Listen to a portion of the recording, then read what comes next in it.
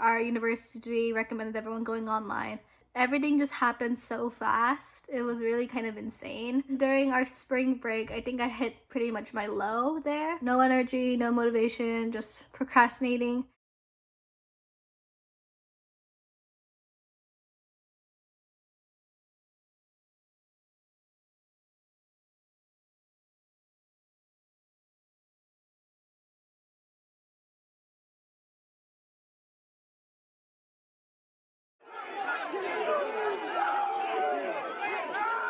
I remember distinctly there was a lady in the back who was praying really loudly, really intensely. And even though I'm not a religious person, that really struck a note about how scary a situation like that would have been.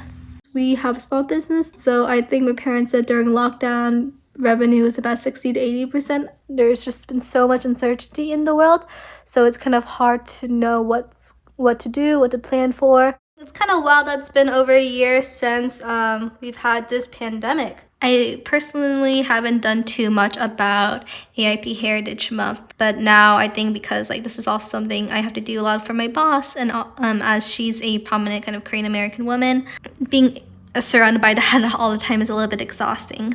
So I'm still currently living at home, but these are all actually from Paris, where I went recently. I'm able to save a lot and kind of look out for my future a little bit more for trips, for just kind of luxuries that I probably couldn't have if I wasn't living at home. COVID is here, it's going to stay. Nothing will ever get rid of it for certain, and it's kind of just seeing and doing, acting in the moment versus kind of planning ahead. Through this COVID thing, I've noticed a decrease in ability to feel really happy. It is just a long time with COVID and adding to it so much unrest. What do we want? Justice! When do we want it?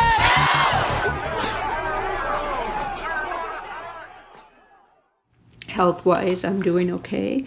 Emotionally, I can tell I'm very different. I really can't sleep anymore. I just had a friend lost 3 people to COVID within a matter of 2 days. A husband and wife, and then a good friend. I don't see a lot of bright light, but yet when I go out now, masks are few and far between. I know a lot of people who just don't think this is real.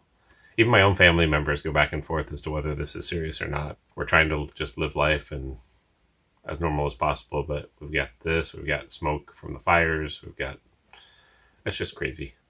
We need a redo on 2020. Do you feel like you learn as much when it's online teaching? Not really. Even though your mom's doing a ton to help you? Mm-hmm. Does it feel like a lot, Roz? Yeah. Yeah. Rosalind's really tired of having to help. I just told her we should just have him not do some of his special needs stuff. I find myself being a little less patient than I used to be. And yeah, it's tough.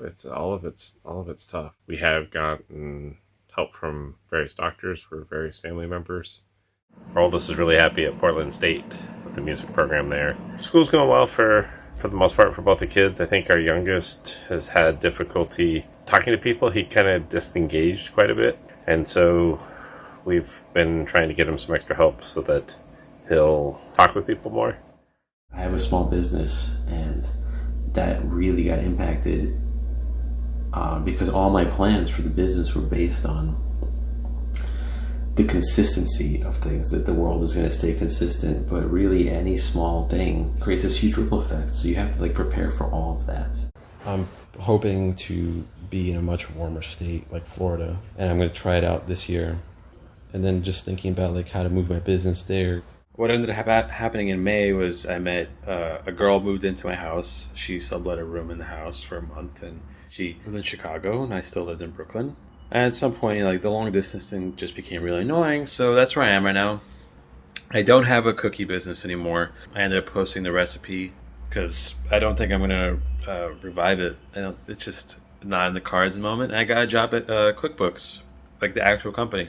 I was grateful that the government gave me all this unemployment money and food stamps and Medicaid and everything. So I just felt like I was supported. I did some online dating during COVID. That was weird. It was a lot of texting and FaceTiming and not really meeting people in person. I've definitely grown closer, I think, to my children because we've spent a lot of time together. We've been real honest with each other. I got divorced last year, like at the beginning of COVID, and then I am now married. 2 of my children are in counseling now. They're receiving services because one is very, very angry all the time and one is just very depressed all the time. So that concerns me. I mean, they definitely feel stressed.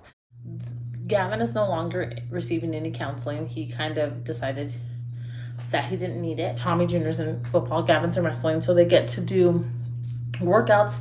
They love that. And then Karina got a gym membership. Everyone does their chores. Everyone's been working on picking up after themselves, helping me out. Because I feel like during COVID, I did a lot more because I was home so much. And now, I'm at work in person. Obviously, there's ups and downs.